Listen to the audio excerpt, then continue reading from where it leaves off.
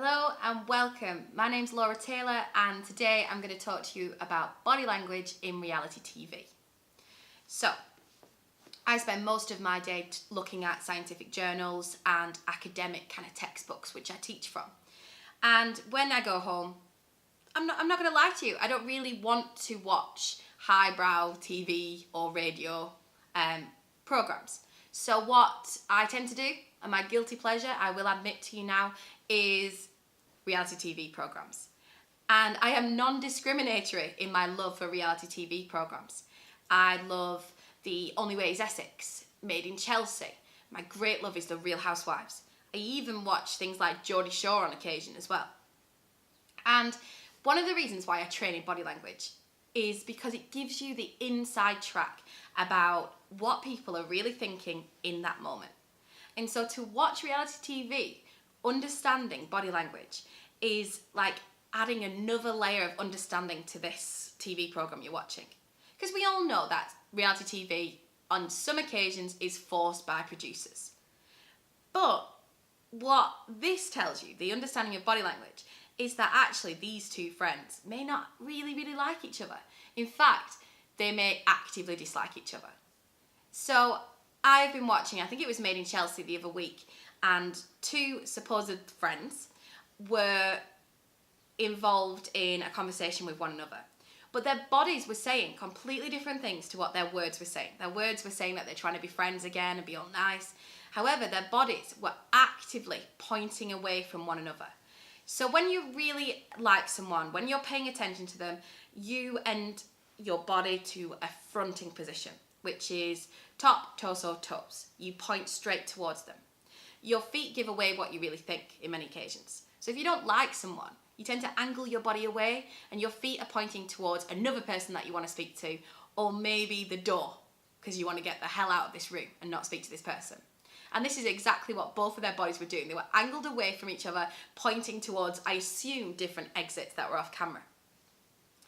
Also, on The Real Housewives in particular, they love to argue about whether somebody said something or didn't say something, and they're all very impassionate about it.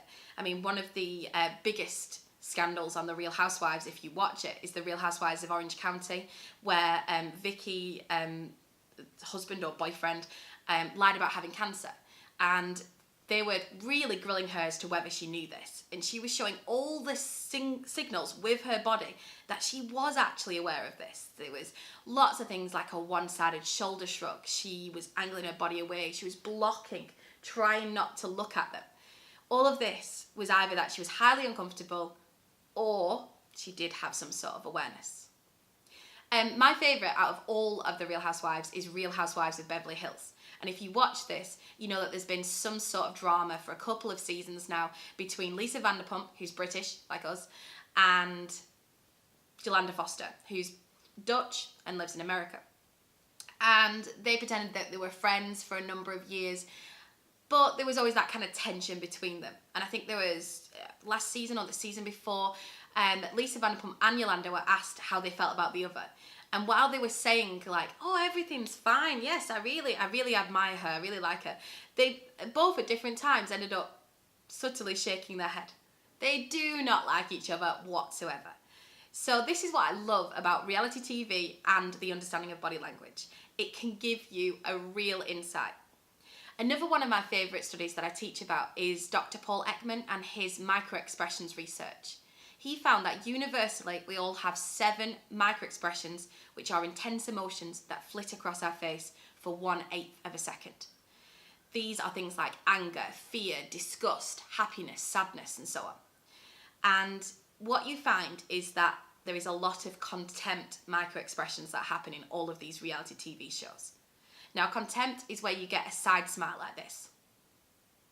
Obviously, it doesn't stay on your face, it flits past. But again, these friends on Made in Chelsea were showing contempt for one another.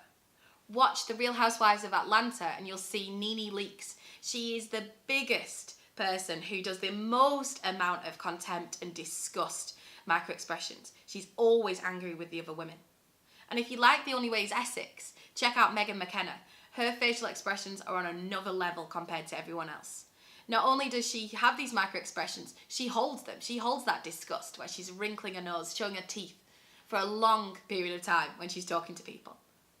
So my mission for you is to go away, watch any reality TV of your choice, and really try and get an insight. Look at, are their bodies pointing to one another? What micro expressions are they showing? Are they showing that disgust or contempt? And try and see if you can get that understanding of real friendships that maybe they're pretending on camera. I've been Laura Taylor. This is the Unspoken Code. And if you want to check out any of my blogs or vlogs, please go to unspokencode.com. Thanks for your time.